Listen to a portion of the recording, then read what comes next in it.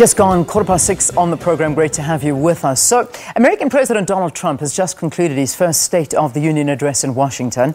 In it, Trump focused more on his efforts for lower trade barriers and tougher immigration policies. So, to talk more, let's cross live to our U.S. correspondent, Bryce-Pease. He's, of course, in New York. And thanks very, very much for being with us. And good morning from us to a late evening to you.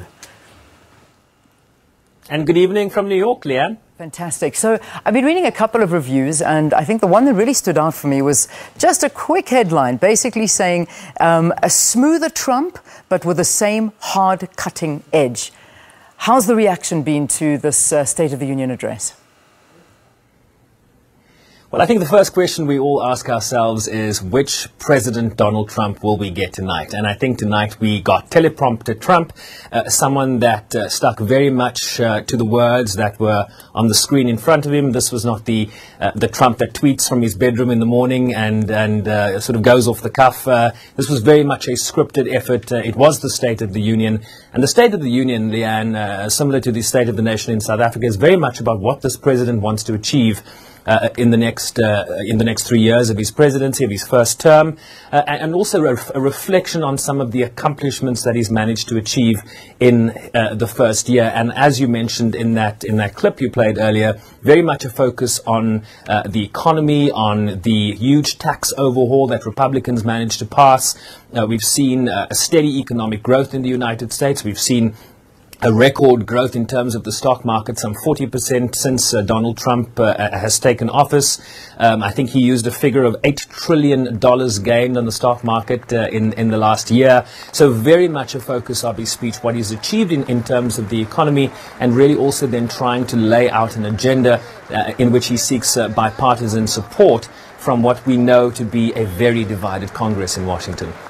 So when we look deeper into this particular address, I know that he mentioned many, many things, immigration being right on the top there, as well as deregulation, taxes, as well as, different cultural flashpoints. But with regard to immigration, let's take a look at that. What is he saying? Let me touch on immigration, but let me also go through some of the other things that he mentioned in this hour 20-minute address.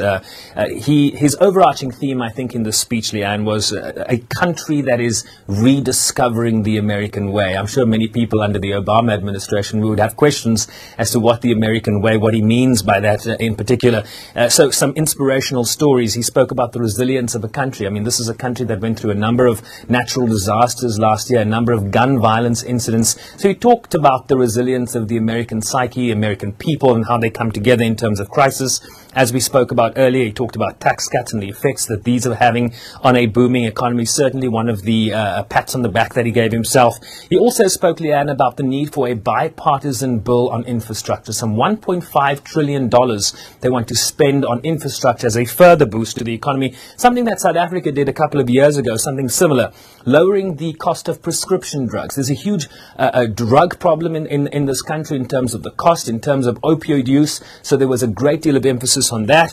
But he also then, there would be some divisive things like talking about keeping Guantanamo Bay open. In fact, as the president began his State of the Union, the White House issued an executive order that essentially repealed the executive order signed by former President Barack Obama that initiated a process of closing that infamous prison on Cuba, in Cuba. So that is going against or certainly undermining a policy that the Obama administration had sought to implement. And as you mentioned, this is going to be the big sticking point, the immigration reform bill.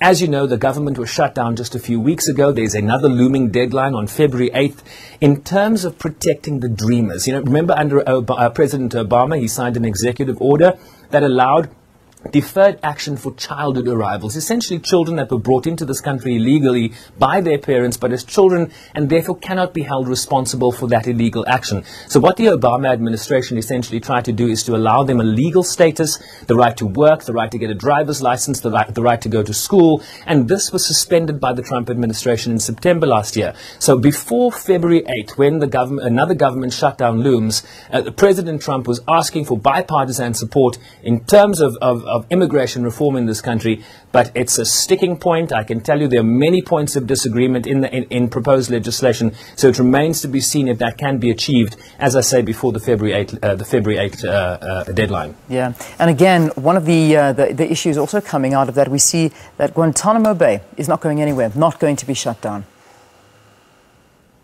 Well, this is a really contentious issue. I mean, he talked about, I'm just going to pull up a script of mine here. He talked specifically about the fact that this was going to remain open, and then he followed it up, Leanne, with this soundbite. My administration has also imposed tough sanctions, and South Africa is not going to like this. Tough sanctions on the communist and socialist dictatorships in Cuba and Venezuela.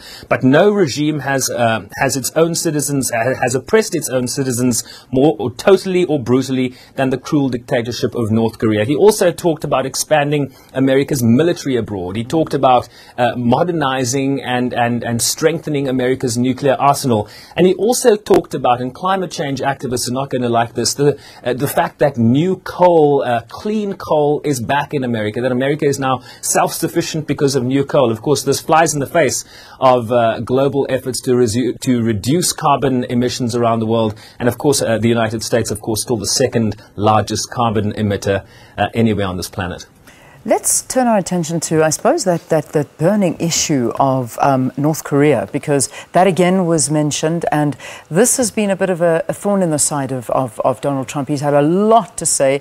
He's called the president there many things, but I think Little Rocket Man is the one that stands out for me as being possibly the worst. But just talk to us about that and policies regarding that situation and the threat of a nuclear war.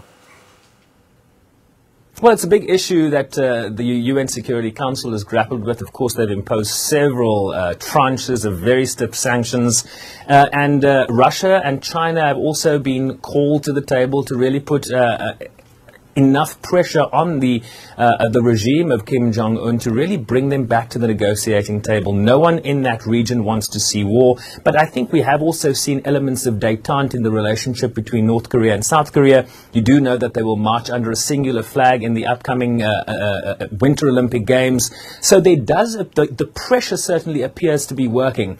The United States, of course, has drawn a red line. They say they will never accept a DPRK as a nuclear state, but that might have happened already. We're not sure to what extent and at what level Kim Jong-un and his military have the ability to strike, as they said they could, with a nuclear weapon against the mainland of the United States. But we are seeing some defrosting in the relationship, and as I say, the collaboration between the North and South Korea in the Olympics really seems to be pointing in a positive direction as we speak. All right, Sherwin, we leave it there. I know that you are in the process of filing a report for us as well, so we'll have more details in our news bulletin. But that's Sherwin Bryce-Pease. He's reporting to us live from New York. The State of the Union address has been delivered by the U.S. President Donald Trump, and lots has been said, but I think that real focus on the job creation that he has promised and he's delivered on. In fact, to quote him, he was basically saying that he has created 2.4 million jobs since he's come into office, 200,000 alone in the manufacturing sector. We'll have more in our news at 7.